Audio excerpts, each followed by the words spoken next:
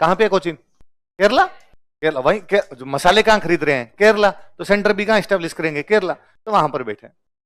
अब एक सेंटर बनाया होगा तो कुछ लोग भी रहते होंगे भाई, कुछ लोग लेने के लिए सामान जाते होंगे, है ना, कुछ लोग स्टोर करते होंगे, कुछ लोग उसकी रखवाली करते होंगे, तो एक 150 लोगों की टीम भी रहती होगी। ये भी तो सकता है ना 150 एक दिन आपस में रात को दारू पी के लड़ लें, इस बात पे लड़ लें कल मैं गया था सामान लेने के लिए आज मैं नहीं जाऊंगा। ये भी तो सकता ना जिस भारत वाले से सामान लेने के लिए गया उसने कूट दिए हो, इसलिए मुकदमा दर्ज करवाने के लिए इंडियंस के पुलिस के पास गए और पुलिस ने मना कर दिया कि ना ना कोई मुकदमा भागो यहां से। पुर्तगाल ने कहा ये एडमिनिस्ट्रेटिव प्रॉब्लम्स भी है, ये एक ही काम कर सकते हैं, केवल ला सकते हैं सामान, ये इन पंगों में कहां उलझते फिरेंगे। अच्छा किसी इंडियन ने उनको कहा कि तुम पैसे दे जाओ माल बाद में ले जाना, एडवांस दिए होंगे, बाद में इंडियन ने मना कर दिया होगा नहीं दे रहा। वैसा वर्षा उल्टा हो सकता है, किसी इंडियन को उन्होंने कहा होगा कि माल दे दे सामान पैसे बाद में ले लेना, उन्होंने नहीं दिए होंगे, इंडियन चले गए होंगे वहां पे लड़ाई करने के लिए। इसी की दिक्कतें जब आने लगी तो उनको लगा एक बंदा यहां पे छोड़ा जाए, उसका यही काम होगा दिक्कतें दूर कर। कौन क्या क्या काम करेगा बांट, कोई केस हो जाए तो पुलिस के अंदर जा, कोई लड़ाई झगड़ा हो जाए इंडियंस के साथ सुलझा, इनमें आपस में कोई लड़ाई झगड़ा हो जाए वो सुलझा, उसको ये लोग बोलते गवर्नर। क्या बोलते? और जो पहला गवर्नर बना के यहां पर भेजा गया था उस बंदे का नाम था फ्रांसिस्को डी अल्मेडा। इसने भारत में ब्लू वाटर पॉलिसी अपनाई थी। शुरुआत में आए तब इन्होंने केवल ये कहा कि हमें यहां बिजनेस करने दो, ठीक है साहब कर लिया। थोड़े दिनों में कहा एक सेंटर बना लेते हैं, सेंटर बना लिया। थोड़े दिनों में एक बंदा भेज दिया ध्यान रखेगा। अब उस बंदे ने कहा पानी हमारा है, पानी ब्लू वाटर, जहां जहां तक नीला नीला पानी समुद्र का दिखता हो हमारा है, मतलब इसमें तुम मछली पकड़ने भी जाओगे तो हम टैक्स लेंगे। केरला का आदमी तो मछली पकड़ने समुद्र में जाएगा, तो पानी हमारा है, इसमें नहीं जा सकते, ये तुम्हारा है, थल थल तुम्हारा जल, यदि इसमें तुम बिजनेस करने के लिए जाओगे तो हम पैसे लेंगे, वरना जाने। लास्ट में तो हम आगे पढ़ेंगे पोर्तुगीज इतने पावरफुल हुए थे कि यदि कोई समुद्र देखने जाएगा तो रुपए लेंगे, और इतने पावरफुल थे कि अकबर से टैक्स लिया था। अकबर गुजरात आया था तो अकबर का क्या कभी समुद्र देखा हुआ नहीं था भाई, मुगल इधर से आए थे अफगानिस्तान साइड से पहाड़ों में, फिर अफगानिस्तान से पाकिस्तान आ गए तो उधर भी समुद्र नहीं, अपने पंजाब यूपी एमपी दिल्ली आ गए तो इधर भी समुद्र ही नहीं। यहाँ गुजरात है तो उसने किसी ने कहा साहब समुद्र है यहाँ पे, अकबर ने कहा समुद्र कैसा होता है, पानी पानी पड़ा रहता है, उसने कहा देखना है, पुर्तगालियों ने टैक्स लिया।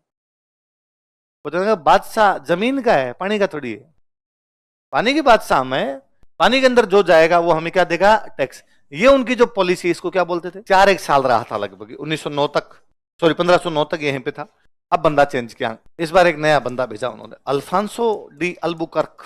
यह दूसरा पुर्तगाली गवर्नर था। इसे भारत में पुर्तगाली साम्राज्य का वास्तविक संस्थापक माना जाता है। अच्छा पुर्तगाली साम्राज्य जो था ना यहाँ पे, जो वो कहते हैं हमारी टेरिटरी इसमें कोई भी घुसेगा नहीं, उसको वो लोग बोलते थे एस्टादो दा इंडिया। साउथ इंडिया में अपने उधर एक बड़ा एम्पायर है विजयनगर, और वहां का एक राजा उसका नाम है कृष्णदेव राय। साउथ इंडिया में वहीं पर एक एम्पायर और है उसका नाम है बीजापुर। बीजापुर का जो राजा है उसका नाम है यूसुफ आदिल शाह। ये वहां कर्नाटका की तरफ, थोड़ा महाराष्ट्र की तरफ, गोवा वाला जो पार्ट है, इस पार्ट के अंदर ये लोग, केरल से ऊपर बढ़ते ऊपर कर्नाटक आ जाएगा तो कर्नाटक वाला पार्ट, महाराष्ट्र वाला पार्ट, गोवा वाला पार्ट, और इनमें आपस में नहीं बनते। पोर्तुगीज ने इस विजयनगर वाले को कहा, इसके एम्पायर में एक जगह थी, उस जगह का नाम था भटकल, कि हमें भटकल में स्टोर बनाना है। तो उसने कहा बना लेना, पर मेरा एक काम करोगे, कहा कि इस बीजापुर वाला यूसुफ आदिल साहब पे हमला करो। उसने कहा तो कि छीन लो जो छीनना, मैं तुम्हारे साथ हूं, चिंता ही मत करो, फिर ये भी मिल जाएगा और वो भी मिल जाएगा। तो पुर्तगालियों ने लगा ठीक है एक बड़ा राजा साथ दे रहा है, इसलिए उन्होंने बीजापुर वालों पे हमला किया और इनसे एक इलाका छीना, गोवा। गोवा पर कब्जा करने वाला जो पुर्तगाली था वो कौन था? Alfonso de Albuquerque. उसके बाद पुर्तगालियों का जो मुख्य सेंटर था वो कौन सा होने लग गया था? गोवा। अभी तक कोचीन बैठे थे, हालांकि वो गोवा बहुत बाद में आए थे, पर फिर भी उनका जो व्यापार था वो किधर शिफ्ट होने लग गया था? गोवा। तो गोवा कब छीन लिया था? 1510। कब छीन लिया? 1961 में छुड़वाया हमने। अंग्रेज देश से गए,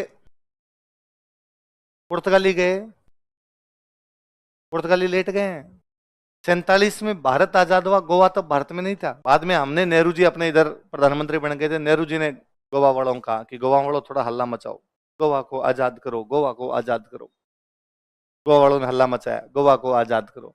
फिर एक दिन हमने धीरे से सेना भेज दी, और सेना भेज के गोवा पर क्या कर लिया? पर हमने कहा ये कि पुलिस भेजिए। क्या भेजिए? सेना का तो मतलब हम पुर्तगाल पर आक्रमण कर रहे हैं, हमने कहा ना, तो उधर थोड़े लड़ाई झगड़े चल रहे थे तो पुलिस भेजी थी हमने, और फिर गोवा के लोगों ने गोवा को आजाद करवा के भारत में मिलवा लिया। हमने ये नहीं कहा कि भाई हमने हमला ममला कर दिया कुछ, ये तो फिर दुनिया को जवाब देना पड़ेगा ना। हालांकि पुर्तगाल ने हाथों हाथ कहा था हम भारत पर हमला करेंगे, ऐसा कैसे कर सकता है भारत हमारे साथ? रातों रात भाई साहब इन्होंने यूं भेज कर हमारे गोवा पर कब्जा कर लिया। फिर अंग्रेजों ने उनको समझाया, यार हम इतना बड़ा भारत छोड़ के आ गए, तुम गोवा उसके पीछे पड़े हो, छोड़ो यार, हम भी तो छोड़ के आ गए थे। तो उनका ठीक है, पर उससे ना नाराज हुए हमसे, अंग्रेजी भी नाराज हुए, पुर्तगाली भी नाराज हुए। उनका साहब भारत को ऐसे नहीं करना चाहिए था, और हमने किया तो किया भाई साहब। दुनिया नाराज हुई हमसे, ये चीन को पता चला। किसको पता चला कि आजकल दुनिया भारत के साथ है? उसने 62 में हमला कर दिया था। 62 में चाइना का हमला है, 61 में हम गोवा पर कब्जा कर गए थे। तो कहीं ना कहीं लगा यार आजकल थोड़ी सी स्थितियां ठीक नहीं चल रही, इस समय करेंगे तो थोड़ा ठीक है। वो जो गोवा पर कब्जा करने वाले जो इंडियन कमांडर थे ना, उनका नाम है सगत सिंह। अपने राजस्थान में इधर जोटवाड़ा खातीपुरा साइड में इधर जाते हैं, आगे वैशाली की तरफ जब जाते हैं तो बाकायदा सगत सिंह चौक है, सगत सिंह जी की मूर्ति लगी हुई है। तो सगत सिंह थे जिन्होंने गोवा पर कब्जा किया। किस पे कब्जा किया? मैं कहे जाना तुम कभी गोवा, गोवा जाओगे तुम्हें लगेगा जैसे आज भी पुर्तगाल के पास ही है, आपको आज भी पुर्तगाली मिलेंगे वहां भाई खूब। जब 400 साल तक पुर्तगालियों का राज रहा तो बस गए थे कई, तो जब इंडिया ने कब्जा कर लिया तो कई तो चले गए, कई ने कहा मरने दर बैठे हैं। इवन गोवा में बच्चों को पुर्तगाली भाषा आती है, स्कूलों में पढ़ाते हैं, पहले से जानते थे, चल रही है इतनी पुर्तगाली भाषा उनको समझ में आ जाती है, पुर्तगाली लिखनी वगैरह आती है। आप खूब सारे चर्च मिलेंगे गोवा में, तो पुर्तगालियों का प्रभाव आज भी गोवा में ठीक ठाक दिखता है आपको। अच्छा, गोवा बेसिकली क्यों फेमस हुआ? गोवा फेमस हुआ कि वहां पे कैसीनो है, कैसीनो है ना, जुआ, जुआ घर। तो ये पुर्तगाल की विशेषता है, पुर्तगाल में जुआ घर खूब थे, इसलिए पुर्तगाली जहां जहां गए वहां पर ये जुआ घर लाए, खेलो साहब ताश खेलो, पैसे लगाओ तुम, इसलिए गोवा में खूब सारे हैं।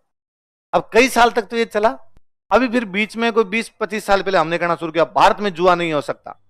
ये क्या तरीका है? हमारी भारत की भूमि पर विदेशी संस्कृति जुआ खेल रही है इस प्रकार पानी में खेलेंगे तो सही भाई साहब, क्योंकि रेवेन्यू मिलता है सरकार। बंद तो दारू भी हो सकती है, सरकार नहीं करती, क्योंकि सरकार को क्या मिलता है? सरकार की पियो, जितनी पी सकते हो उतनी पियो भाई साहब, और सरकार को क्या देते रहो। बीच में हम एक देश घूमने के लिए गए थे, हांगकांग, नाम सुना? हांगकांग, हांगकांग के पास एक देश और मकाऊ, तो मकाऊ गए, मकाऊ में भी पुर्तगाली थे, मकाऊ पुर्तगाली खाली करके 1996 अभी 20-25 साल पहले खाली करके गए थे।